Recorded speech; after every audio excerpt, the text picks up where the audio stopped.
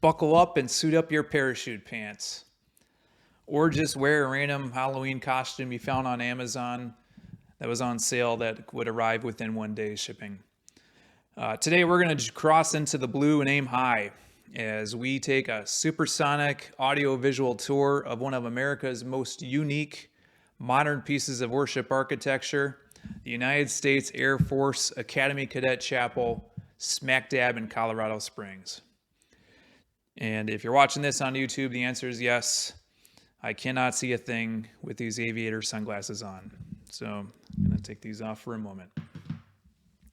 Thanks for checking out the channel. My name is David Boice, author of 52 Churches in 52 Weeks, where I jumped into my fictional F-16 and jetted around the country to attend a different church worship service each week. In the book, 52 Churches in 52 Weeks, you can find a link in the description below. There was one church I went to that I always wanted to talk about that, but I never did.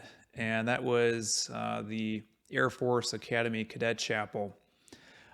During the 52 weeks, I was in Colorado and I visited, but due to schedule conflicts, I wasn't able to actually attend a service, so I didn't include it in the book. But a few years later, I did visit and attended a service, so this is actually the first time I ever got a chance to create some content about it. So with the Air Force Academy Cadet Chapel, I'm just going to jump right into this. When you get there, it is very unique when it comes to church.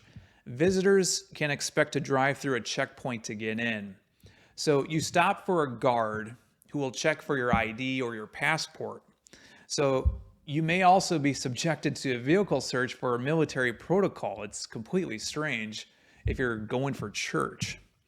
But when that's done, you can drive in and you'll see the academy. It's conveniently tucked in a mountainous valley. There's a lot of land used for sports from what I remember.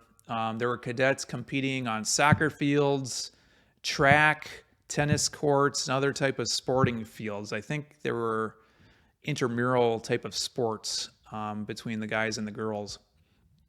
When you drive further in, the chapel, it's going to be one of the very first things you notice.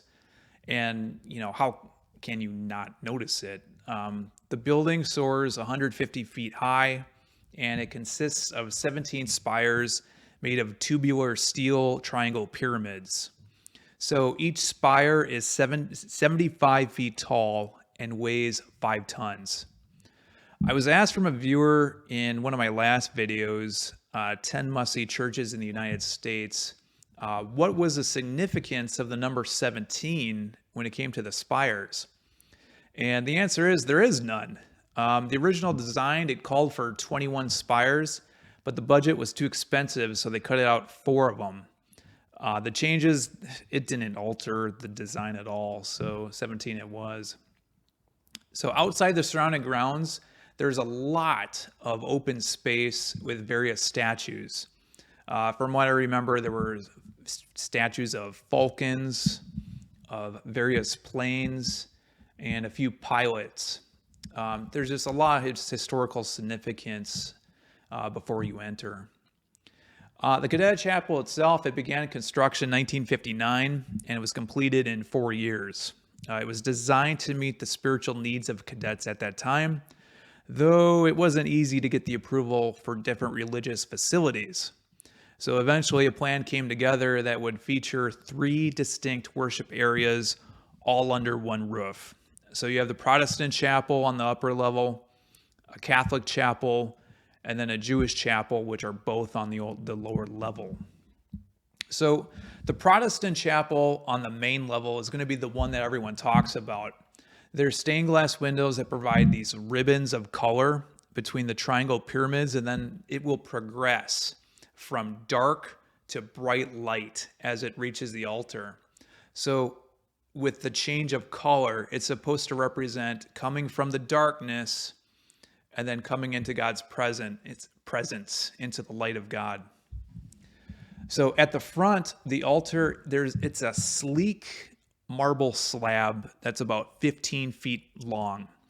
So it's supposed to be shaped like a ship, to symbolize the church. But the biggest focal point is going to be the cross suspended above it. The cross is 46 feet high, it's 12 feet wide, and it weighs 1,200 pounds. So if you want to get a good workout in, go there. One other interesting fact is the pews. There's also 1,200 pews, but at the ends of them, they're sculpted to resemble a World War I airplane propeller. Now, when it comes to the actual church service itself, it's a traditional Protestant type of liturgy. If you've gone to a Lutheran, a Presbyterian, or a Methodist type of service before, it's the same as that. Organ music, hymnals, readings, and a sermon. When I attended, an interesting thing was there was a Boy Scout troop in front of me with their scout leaders. So I'm sure the Cadet Chapel gets a wide range of Christian visitors who are being prepped for military service. At the end of the service, a cadet handed out free donuts. They were really good donuts. I ate one really fast. And then they also had these little, I wouldn't say pamphlet, but a little kind of item that you can kind of page through. And I think I'm going to actually use some of the pictures in this for the video. On the lower level is a Catholic chapel. So I took a peek, but I can't really comment about Mass just because I didn't attend it. So whereas the Protestant chapel seats 1,200, the Catholic chapel seats about 500. The big highlight is the mosaic behind the altar. There's different shades of blue, rose, teal, and gray. The design, it's bookmarked by the Virgin Mary on the left, and then the angel Gabriel on the right. In the middle is a crucifix of Jesus with a dove above it. The dove is supposed to be symbolic of the Holy Spirit. Also, you have sidewalls that have various colored stained glass in the panels. Like every Catholic church I've been to, there's also 14 Stations of the Cross. Here they consist of rock sculptures with accented color within. The third chapel that was in the original plans was the Jewish chapel. I only got a moment to peek inside, so my commentary won't be too in-depth. But from what I did see, there's seating for about 100 people. The walls consist of a lot of purple hues. There's also Holy Ark that holds scrolls of the Torah. So eventually more chapels were open for other religions, including Buddhist, Muslim, and then added in 2011 was something called the Falcon Circle, which is outside and it hosts earth-centered religions like Wicca and Druidism. I don't know a whole lot about that, so I'm not going to cover it. But if you ever want to visit the U.S. Air Force Academy Cadet Chapel, unfortunately, you'll need to wait. As of this recording, the chapel closed down in 2019, and it doesn't plan to reopen until 2023.